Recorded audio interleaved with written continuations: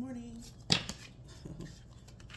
It's about sending messages already. This is from the Bob Ross Oracle Happy Little Deck and Guidebook. Cool little novelty Oracle deck. And so this says the meadow.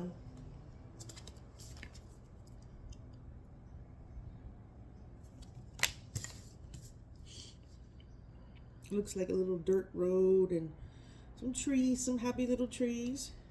Could be taking a drive somewhere. The hair, that hair. It's been humid lately. Don't let your hair define you. And talent. It looks like he's spending time, using his time to develop his talent. Not really caring how he hasn't had a haircut in a long time. I believe that's how he got that fro. Is that he got the perm because it was supposed to save money, and then he just never got around to cutting his hair. And it just became a part of him. But don't let, like, maybe certain things that maybe you think are negative, people love about you. The natural world. You need to spend some time out in nature. Could probably go on vacation right now because it's spring break. Probably be wrapping up from spring break.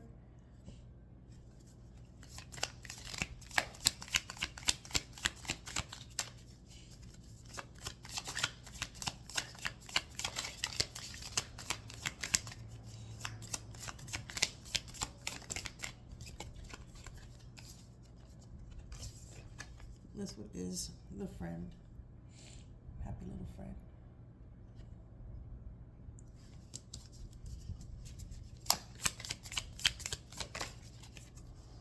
The lake. Could be somewhere where it's snowing.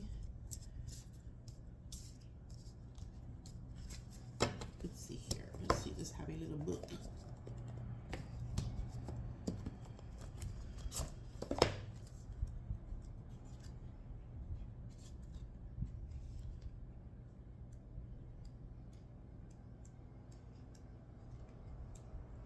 The friend. Let's read that one first. Friends are the most valuable things in the world, Bob Ross said, and even the little trees need friends too. Bob was a friend to everyone. Be it a friend, be it an animal like a Peapod, like Peapod the squirrel, the trees in his own backyard, or the viewers who tuned in to the Joy of Painting every week. Wherever he traveled, Bob also found friends along the way. The friend understood that humans aren't meant to be alone and that they should reach out to connect with the world and other people around them. Even if that friend turns out to be a tree, it's a relationship worth cherishing. Everybody needs friends, and when you find that friend or a friend, it's hard to come by. You should cherish them. Okay, part of my sniffles. We got allergies. Let's see. The lake. We have the lake? Yeah, we have the lake.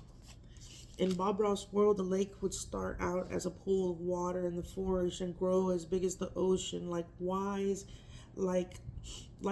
a huge lake should suddenly shrink to a tiny pond.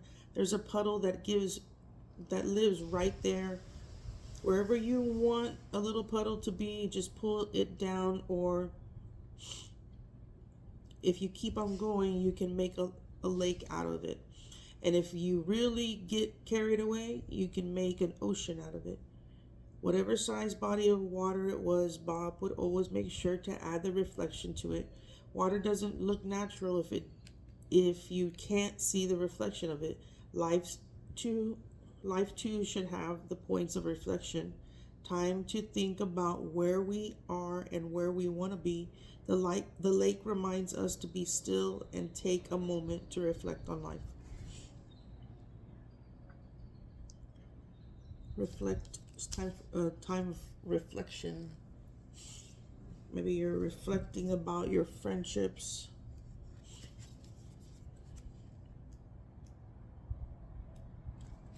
The meadow. In the midst of all the trees, sometimes a soft, grassy meadow will appear to offer respite between the tower forests. The meadow is a serene place where you can take off your shoes and let your feet run naked through there.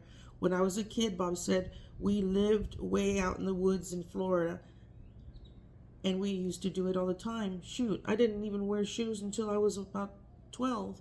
The meadow reminds us to take off our shoes and feel the grass beneath our feet, to free ourselves from society's restraints, and to reestablish our relationship with the natural world. You need to go ground, be out in nature with bare feet.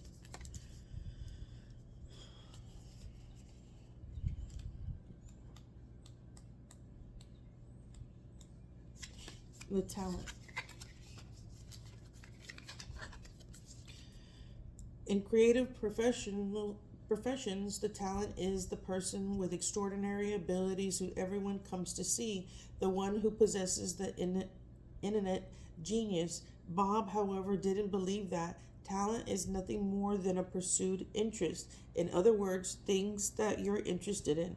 You'll spend a lot more time working at that, something you're not interested in, than something you're not interested in. Anything you're willing to practice, you can do.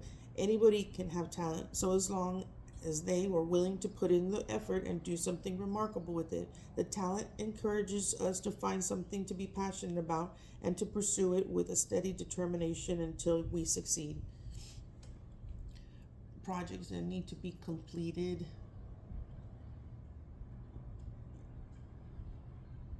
Completion and using your talent and your time wisely.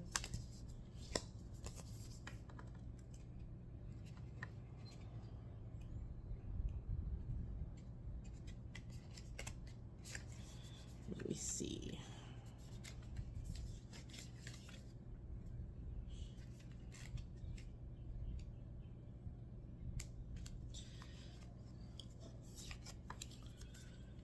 Though his afro has become one of the most memorable things about Bob Ross, he never actually wanted it. He originally permed his hair to save money on haircuts when funds were tight. By the time he could afford to get regular haircuts again, it was too late. People knew him by his hairdo, and they loved it. It has since become one of the most iconic things about him. Like everything, Bob approached his hated hairdo with humor. He said, after you've worked so hard to put these things in, then you get up here and some fuzzy haired crazy guy tells you to drop a big old tree in. The hair reminds us that what we think of as a weakness might actually be a hidden strength.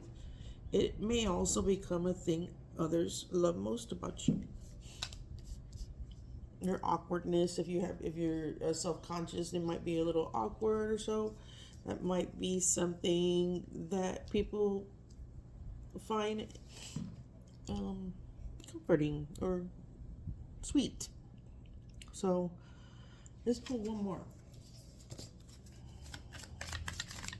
So make friends. It's good to have friends, but also respect your friends and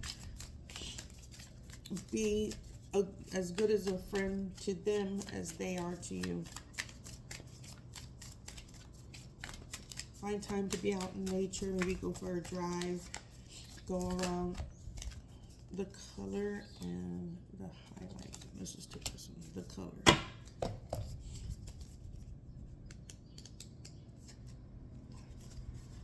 The color.